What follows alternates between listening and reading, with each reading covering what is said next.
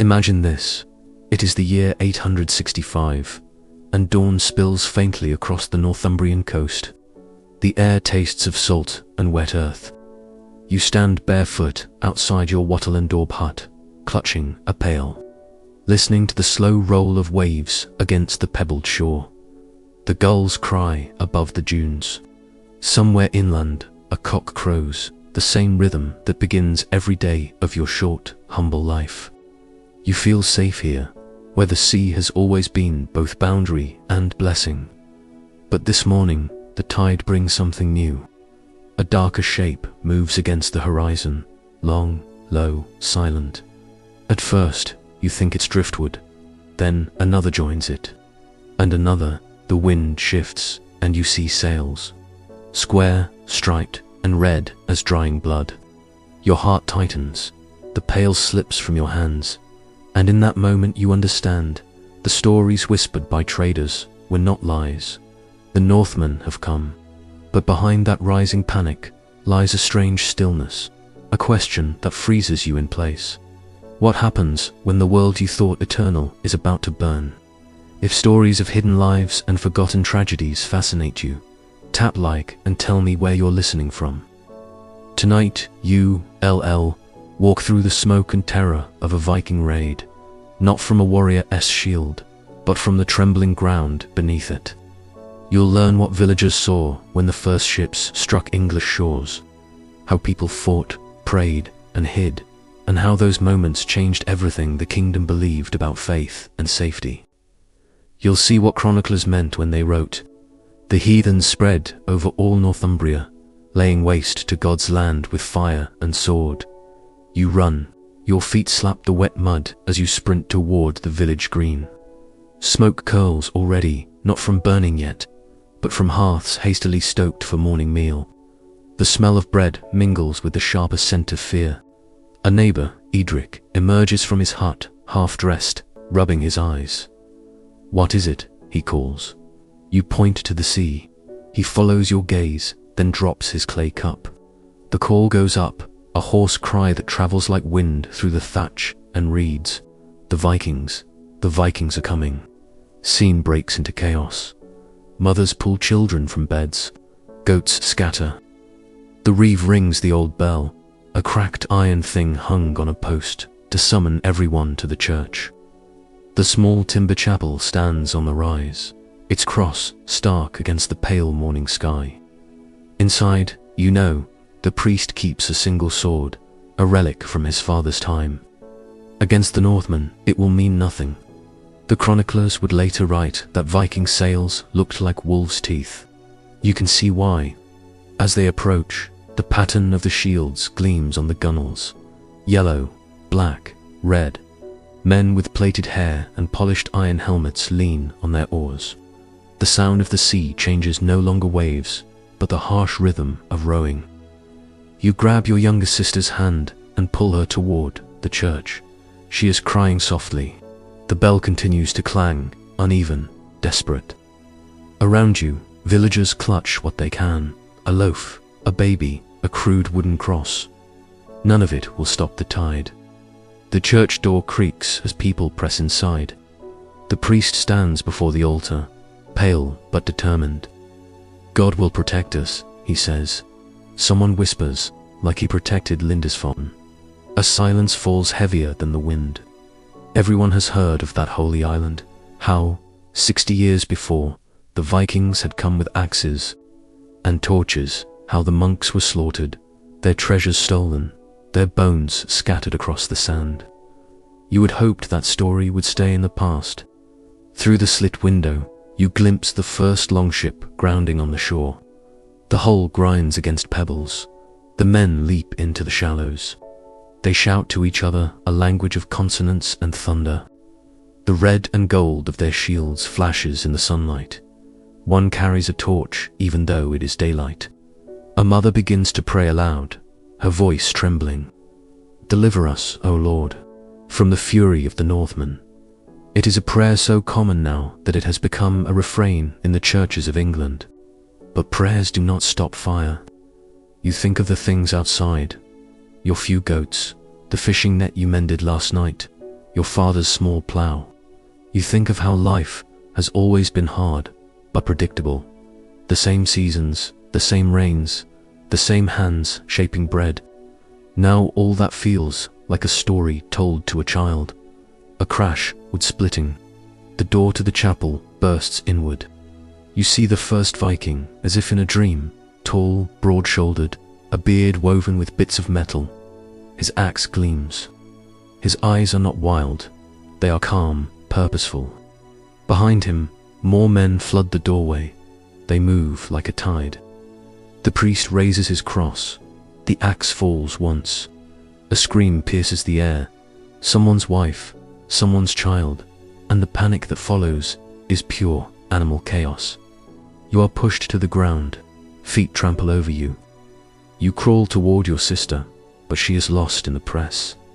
The smoke of burning thatch pours through the rafters. Records from such raids describe the same rhythm again and again. Landing, looting, burning, leaving. It is fast, brutal, efficient. You see it now in motion.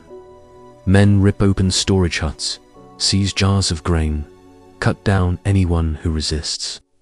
The air fills with the hiss of fire, the clash of iron on wood, the screams of the dying.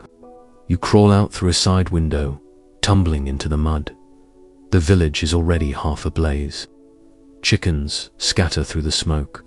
A man, Idrik, the neighbor, lies face down, his hands still clutching a hoe. You see his blood mixing with the rainwater and ash. The sound of the sea is gone. All you hear is the roar of fire and the guttural chant of the raiders. You run toward the marsh.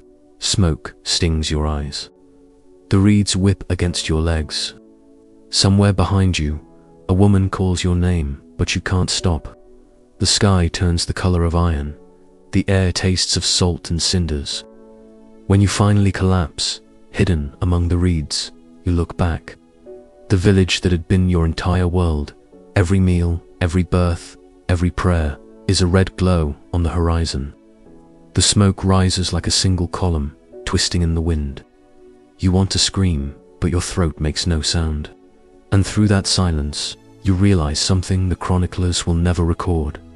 The Vikings did not just burn houses, they burned certainty itself. But the flames are not done yet. For even as the raiders plunder the shore, their chieftain's eyes turn inland, toward the monastery where gold and relics gleam beyond stone walls. You stay low among the reeds, the mud cold against your palms.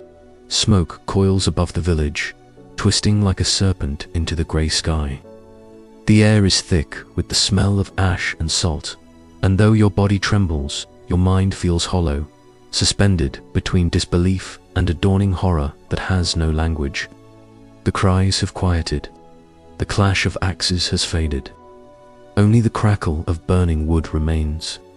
Somewhere in that sound, you think you hear the voice of your sister. But it might only be the wind moving through what's left of the homes. You press your ear to the earth. The world hums with distant hoofbeats. It is not over.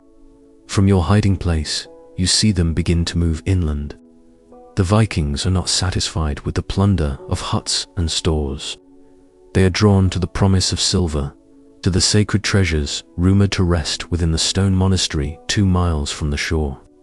They walk in disciplined lines, not the chaos of drunken barbarians you were told to imagine, but soldiers focused, methodical.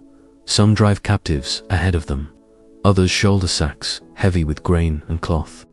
Their leader walks tall, his hair bound in a knot, a metal arm ring glinting like firelight on his wrist. He looks not at the destruction, but at the rising land beyond the dunes, where the bell tower of the monastery stabs the horizon. You know that place. You have carried baskets of eels there, offered them at the kitchen door in exchange for bread or blessing. The monks were kind, their hands ink-stained, their halls cool and smelling of wax and tallow.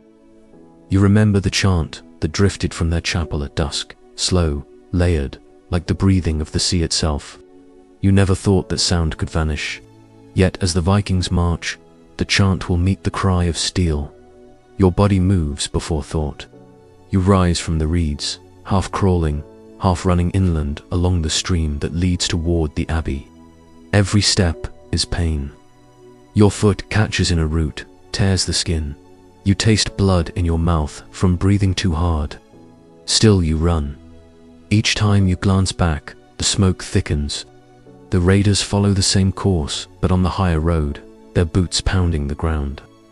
You know a shortcut, the shepherd's track behind the copse of oaks. If you are fast, you might reach the monastery first. Perhaps they can bar the doors, ring the bell, prepare for what's coming. When you break through the last of the brush, the monastery rises before you, stone, solid, tranquil. Morning light gilds the edges of its walls, as though heaven itself defends it. The monks are at work in the fields, bent over rows of barley. They look up as you approach, gasping words that trip over each other. Ships from the north, men with axes, the village, the abbot's face, drains of color. He raises a hand, calm but trembling. Bring them inside, he orders. Ring the bell. The bell's sound rolls out over the plain, a deep bronze warning that carries to the forest and the sea. Inside, novices shutter the windows, drag benches against the doors. One monk, Brother Herefrith, takes up a crucifix, heavy with silver. His lips move, but no sound comes. You stand near the chapel's entrance, your chest heaving, watching as the abbot's composure frays by degrees. From the road a shout, then many. The Vikings have seen the walls. Their approach is swift. You hear the thump of shields against their bodies, the rhythmic roar of their chant, Uenin, Uenin. The first axe strikes the gate, sending a dull crack through the wood. The monks inside cross themselves. A second blow, louder. The hinges groan. Dust drifts from the beams. Records from these years speak of raids like this, as storms of the heathen, sudden, total, inescapable. Chroniclers describe how the monks of Jarrow, Wearmouth, and Iona tried to negotiate, offering gold and bread, only to be slaughtered before their altars. But standing here, you understand that such wordstorm, fury barely touch the truth. This is not only rage, it is hunger, precision, belief. The Vikings fight as if guided by a god who demands motion. The gate gives way. The invaders pour in. Axes rise and fall. Stone walls amplify the sound until it fills every chamber, every corridor. The air thickens with the scent of burning wax and blood. You press against the wall, trying to make yourself invisible, praying to the same god the monks invoke. Yet faith feels small against the sound of splintering wood. One of the raiders spots you. His eyes lock on yours, blue, clear, unreadable. He lifts his axe but hesitates, perhaps seeing the mud on your feet, the threadbare tunic, the lack of threat. Then another man shouts, and he turns away. You do not move. You dare not breathe. The abbot falls near the altar. A monk's voice rises in Latin prayer, cut short by steel. The crucifix hits the floor and rolls toward you, trailing a streak of blood. You catch it without thinking. Its weight is warm. When the noise dies, it dies completely. Only the sound of waves returns, faint, detached, as if the sea disowns what it has delivered. The Vikings search methodically, gathering chalices, reliquaries, scrolls. One tears open a chest of manuscripts. Parchment flutters into the air like frightened birds. Another pours oil on the tapestries, lights a torch, and the sanctuary blooms into flame. You slip out through the cloister garden, clutching the crucifix to your chest. The fire behind you paints the walls orange, gold, then black. The chants of victory in a language you do not know echo long after you are beyond the walls. By the time the sun climbs higher, the monastery is nothing but embers. Crows circle overhead. You move through the aftermath like a ghost. The monks who survive will one day be called martyrs. Their relics scattered, their stories written down by other trembling hands. But your name will not appear in any chronicle. You are a survivor, which is a quieter fate. Still, survival carries its own wounds. You walk through the fields where the barley bends under the breeze, ash drifting like snow between the stalks. The sea gleams beyond the hills, calm, indifferent. You think of the world before the raid and realize it is gone, as though the tide itself has taken it back. You kneel in the dirt, the crucifix pressed against your lips. The taste of metal and smoke fills your mouth. Somewhere, faintly, you hear the distant toll of another bell from a far village, a warning too late to save you, yet still ringing for those beyond. And you wonder if the sound will ever stop, or if it will echo forever across England, a reminder that no wall, no prayer, no kingdom is beyond reach. But the raiders have not yet gone back to their ships. Their leader has seen the inland hills and the smoke from other towns, and he smiles. The raid has become a campaign. The morning bell tolls across the grey courtyard. You rise from your straw mattress, joints aching from the chill that has crept into your bones. The stones beneath your bare feet feel like slabs of ice, and when you reach for your coarse wool tunic, it's still damp from yesterday's mist. Servants around you whisper wearily as they rush to their duties, kitchen hands, laundresses, stable boys. The castle, you realize, never truly sleeps. It only changes its rhythm. The nobles may still be lost in their feathered beds, but you, like the hundreds of invisible souls beneath them, begin the day in silence. And in this silence, the castle breathes, a beast that devours your strength one task at a time. You step into the courtyard where dawn struggles to pierce the fog. The smell of manure mixes with wood smoke and stale ale from the night before. A man yells for you to fetch water. Another demands you help carry sacks of grain. The weight feels endless, pressing not only on your shoulders but on your spirit. Your hands are cracked, your fingernails rimmed with mud that never fully washes off. Each drop of water you haul feels like another moment stolen from your life. Yet there's no rebellion, no protest, just the dull rhythm of survival, echoing through every tired body that moves within these walls. Beyond the walls, the world may seem freer, but you know freedom is a myth, at least for those like you. Once you're bound to the castle, whether by birth, debt, or desperation, leaving means starvation or punishment. So you stay. You polish the armor of men who will never learn your name. You scrub the floors of women who look through you as though you were mist. You listen to their laughter, their songs, their endless feasts, while your own stomach twists in hunger.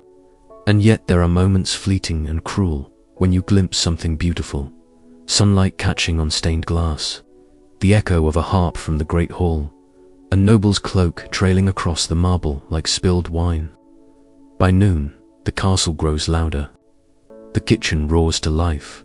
Knives clatter, fires roar, and the air thickens with the scent of meat and sweat. You stand by the hearth, your skin stinging from the heat as you turn spits of roasting fowl. The cook barks orders, her voice sharp as iron. Steam rises from pots large enough to drown a man in. It fogs your face, makes your eyes sting.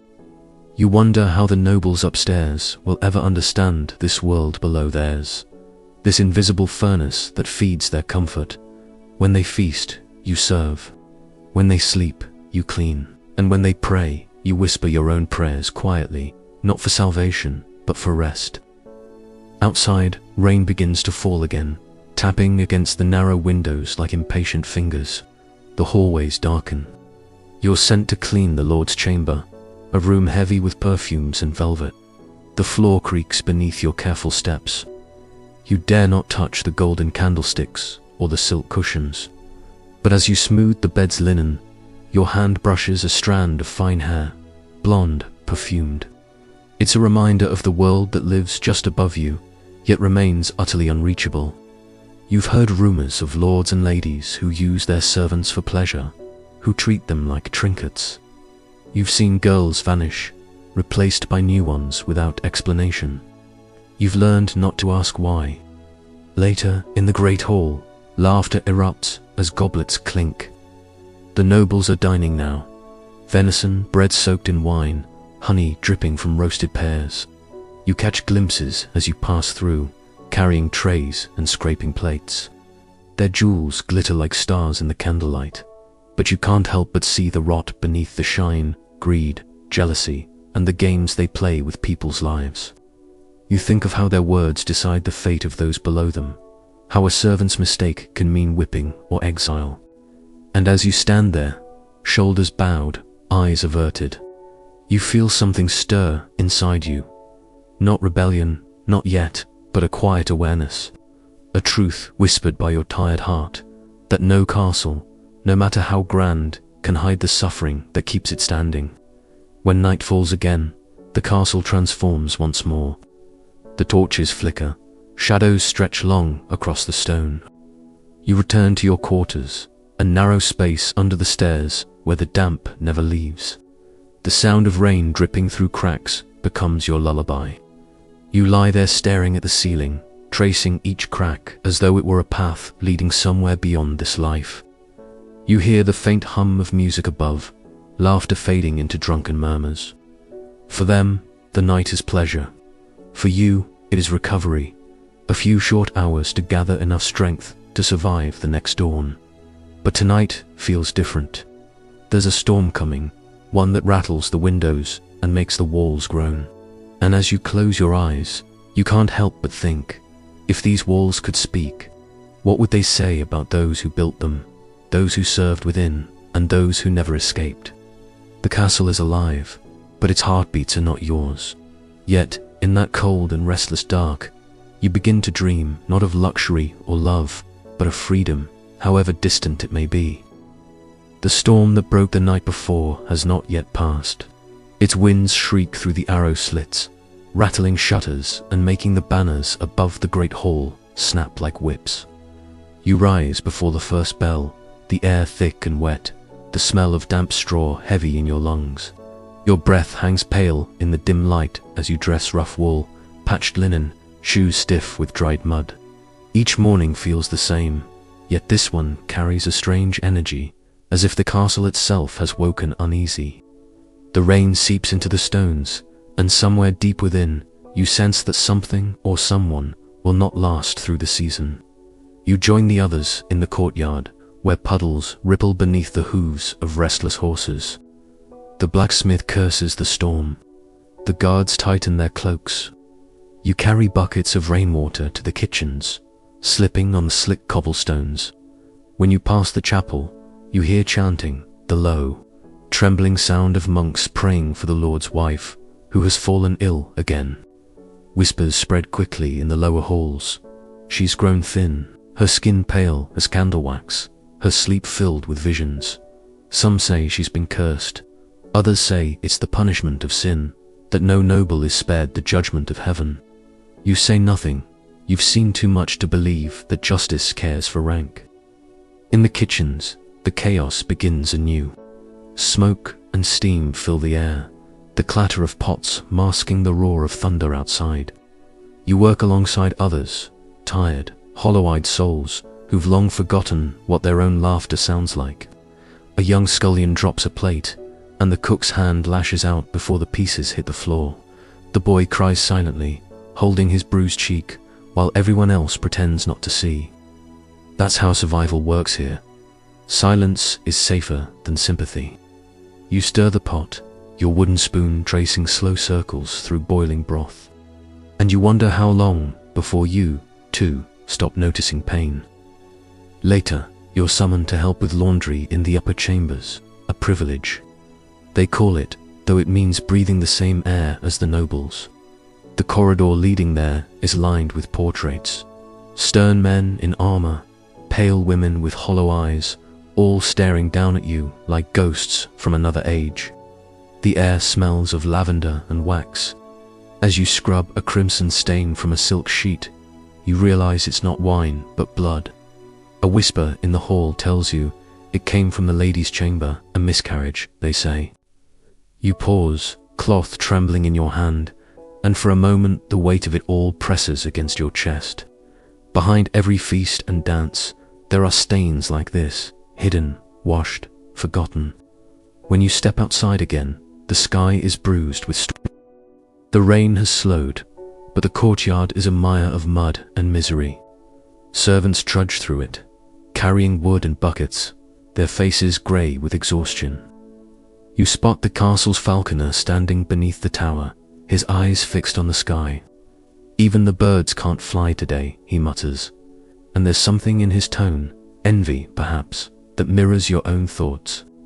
You've never left these walls since you were brought here as a child.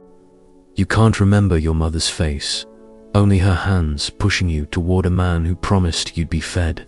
Sometimes you still dream of her, though the image fades more each year, replaced by the stone corridors that have become your cage. Evening comes too soon. The great hall blazes with light as a banquet begins, celebrating a visiting noble from the north. You stand in the shadows near the door, tray in hand, the smell of roasted meat and spiced wine filling your nose. Music spills through the air, lutes, viols, voices singing of glory and God. You watch as the lord of the castle laughs, his jeweled rings flashing in the candlelight. His wife is absent. In her place, a young maid pours his wine, her eyes lowered, her hands trembling. You recognize her. You've shared bread with her before, whispered fears by the fire. Now she looks hollow, as though the life has been drained from her. You turn away before your pity can be seen. When the feast ends and the nobles retire, the castle falls quiet once more. You remain to clean the hall, scraping bones from platters, wiping spilled wine from the floor. The smell of decay lingers beneath the sweetness of honey and fat. The candles burn low, their wax pooling like melted tears. Outside, the storm gathers strength again, rumbling like an angry god. As you wring the last cloth dry, you look up at the tall windows and see your reflection, small, faceless, blurred by the rain.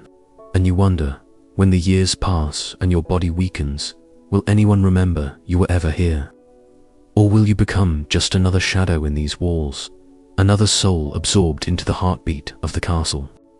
The wind howls through the corridors as you return to your quarters.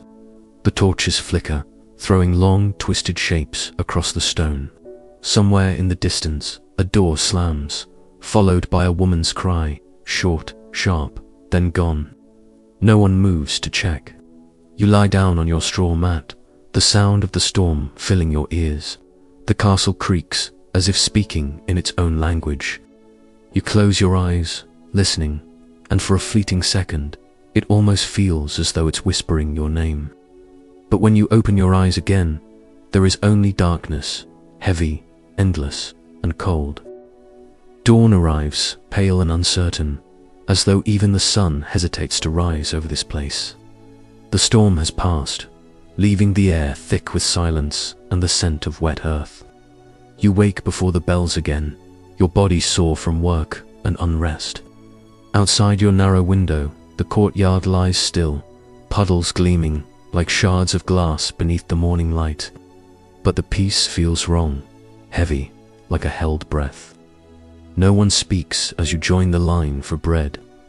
The servants move slower than usual, their faces drawn. Then a whisper slices through the stillness. The northern guest is dead.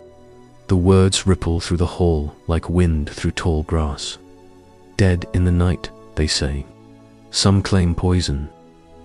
Others, divine punishment. You keep your eyes down as the guards march past, their boots slick with mud, their expressions cold.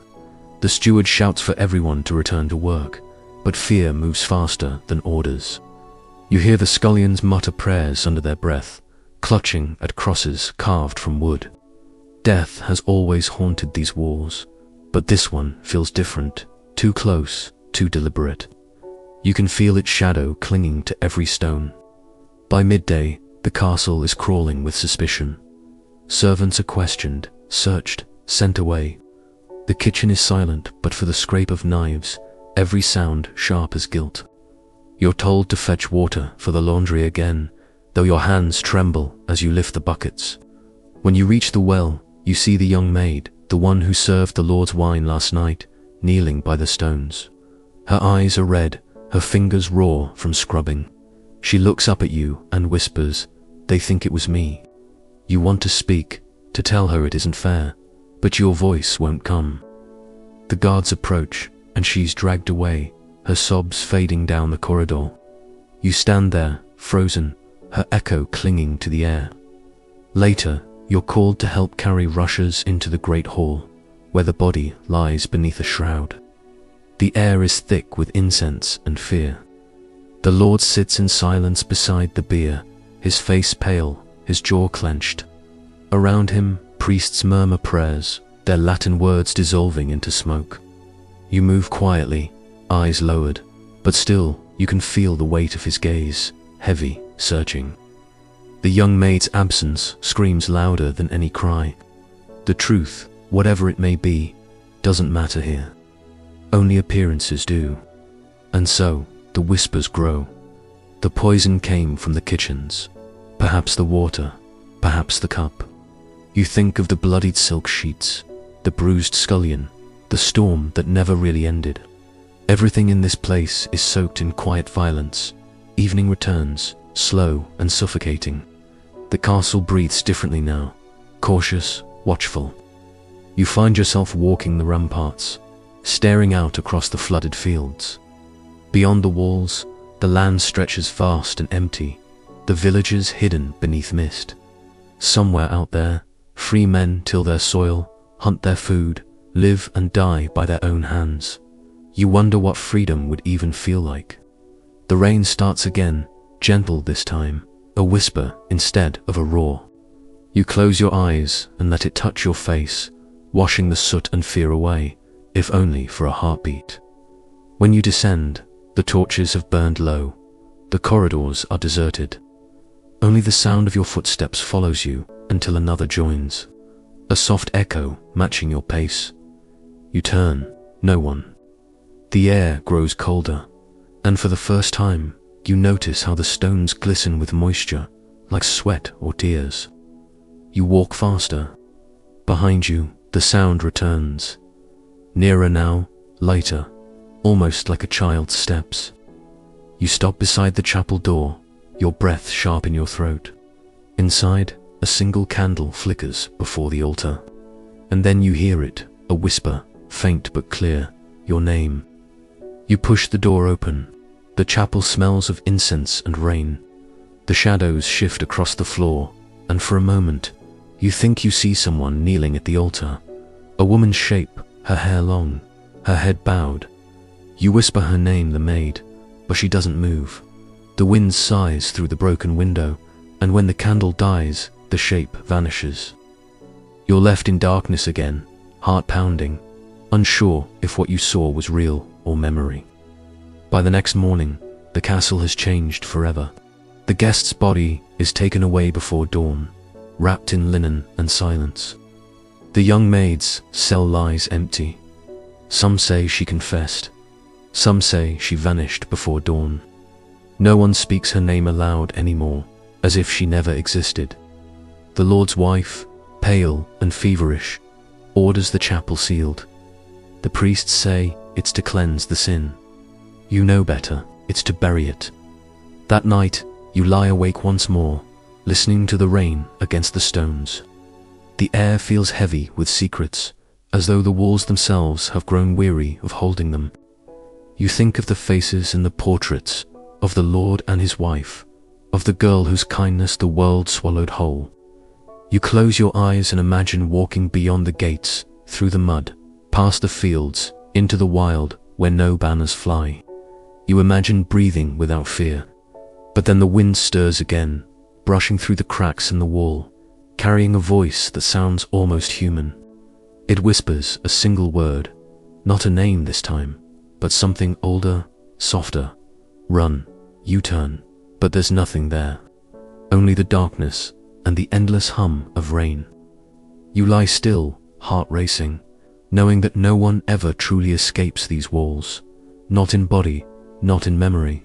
The castle keeps everyone it has ever claimed. And yet, as sleep finally takes you, a faint light blooms in your dreams. Dawn over an open field, the cry of distant gulls, the scent of wet grass. Perhaps freedom exists after all, if only for those brave enough to believe in it. Centuries fade, but the hunger for freedom, for mercy, for remembrance endures. If this journey through time moved you, subscribe to Whispers of History and let the past lull you to sleep.